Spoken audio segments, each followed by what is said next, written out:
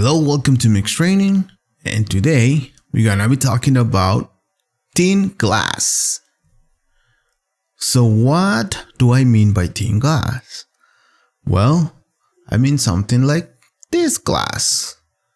Specifically, the glass on the light bulb here. The presets in Houdini, or the glass preset in Houdini, considers that you have like a solid surface of glass, or do you have some thickness on it? In this case, something like a light bulb has a really small thickness, so it's a different surface that we need to shade. So in this case, we're gonna see how we can see we can shade something like this, and what are the issues with the defaults in Houdini, right? So this scene comes from my training that is called the LAMP project. This specific part is from the rendering and compositing volume. It's 3 volumes. If you want to learn how to make this LAMP from scratch, modeling, texturing, UVs, shading in Substance Painter, and then doing the compositing, the final shading in Houdini, rendering and compositing in Fusion. That's all included in that one. So let's go into this material here. I have the scene here. This is the final scene that I just rendered. I show you the render of right here. So we're gonna start with just hiding the jar for now and just working on the light bulb here. And the light bulb already has a shader that I created, but I'm gonna create a new one so you guys can see what the issue is. So I'm gonna open the material palette and create the glass preset from here.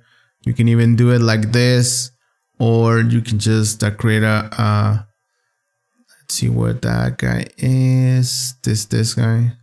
So let's call this thin glass, because we want to make it thin, and by that I mean the thickness of it.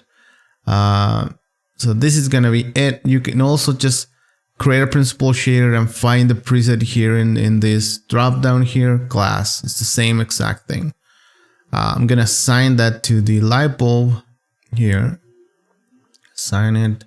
It's a thin glass shader, and now we're gonna render it. Let me change my settings here, because I had like just make these defaults and the sampling defaults for now.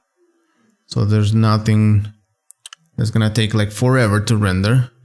Let's go to the render view. We're gonna render camera 2 and render. Okay, so this is going to be,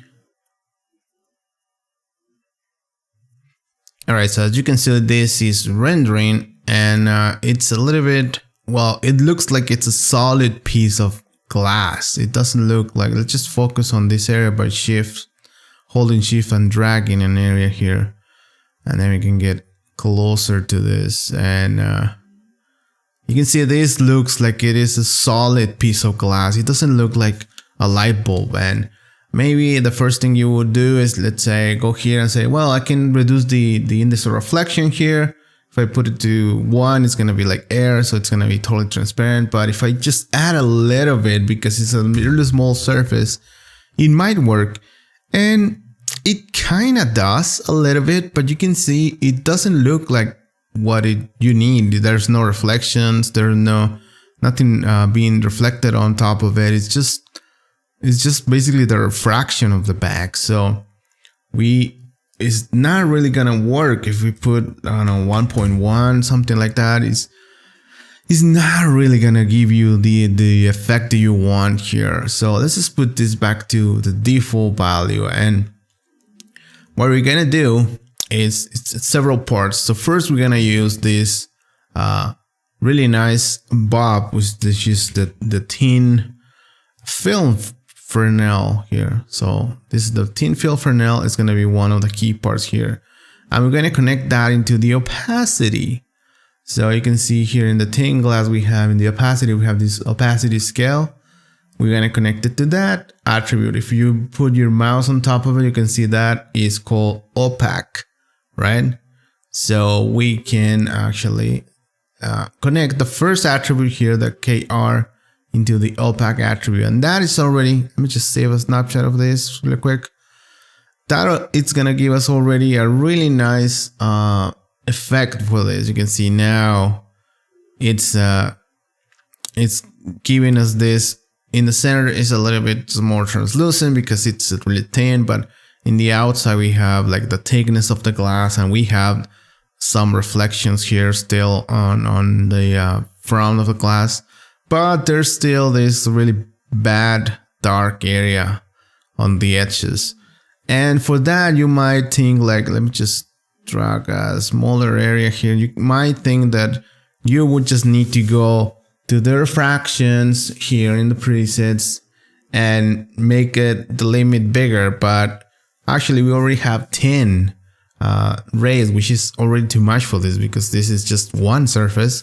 So why is it that we have this thing? Well, the next thing we're gonna do is gonna go to the thin glass shader, and sadly this option is not in expose actually. So we need to actually right click and allow editing of content. Now that we can edit this shader, we're gonna go in the shader. Don't get scared about the shader. It's simpler than it looks, but it has a lot of parts, but it's simpler. So we're gonna zoom in into this area right here.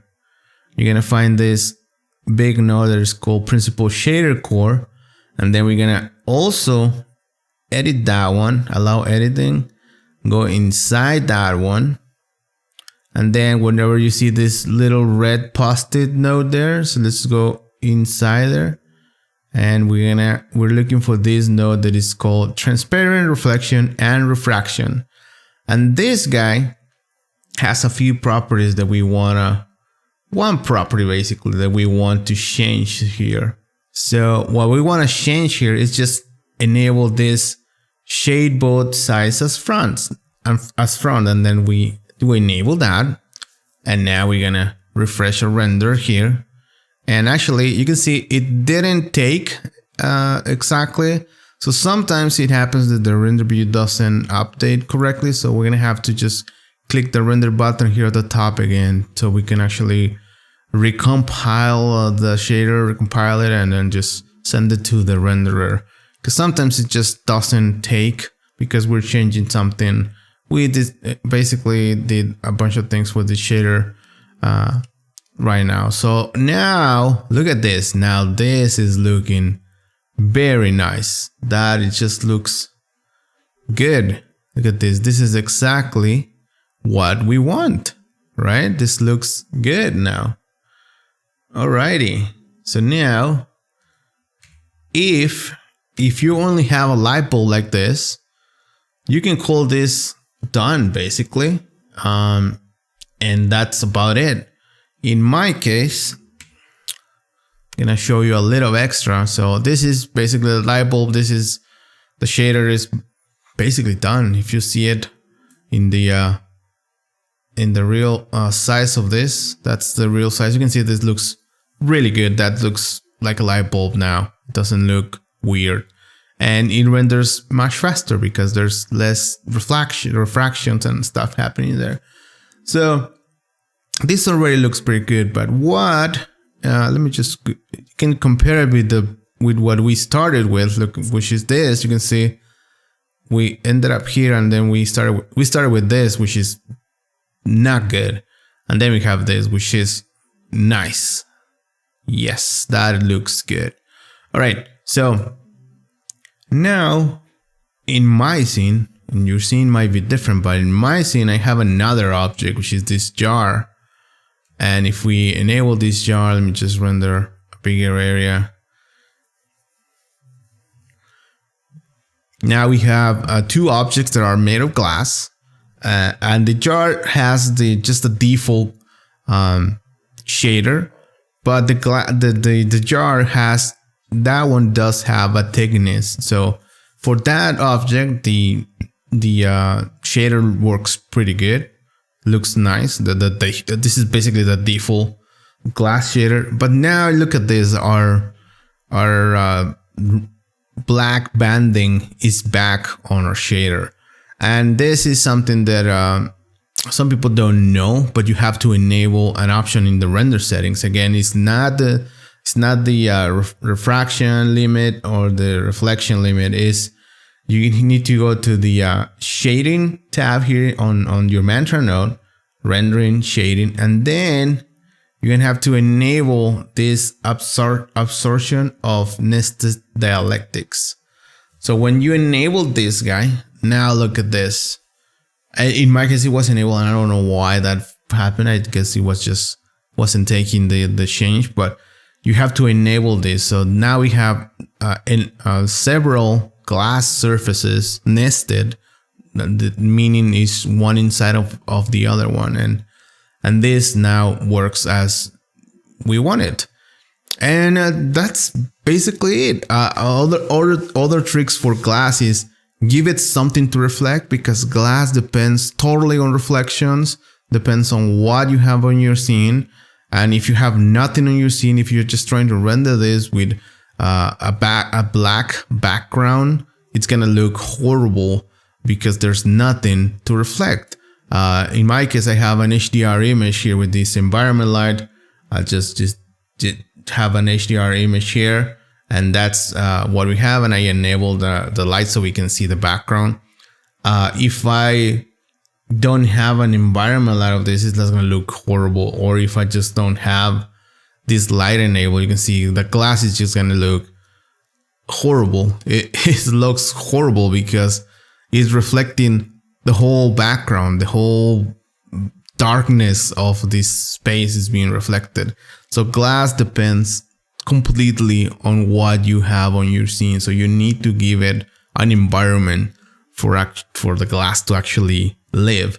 And once you render this, I can show you what I did for my render settings. I just have I just changed the sampling. Actually, I just put this I think to 5, not 6. I think to 5. I can even maybe get a good result with 4, and then went to the output, and in this drop down I enabled the NVIDIA denoiser because that's pretty cool. And then I just rendered to mplay, and that's what I got this image from. Alrighty, thank you guys. I hope this is useful. Again, if you're interested in the whole project to make this lamp from scratch and finish with a composition, visit us at mix-training.com, and you can get the full course there. Alrighty, thanks again for joining me. Hopefully you learned something useful today, and let's keep learning together. Cheers.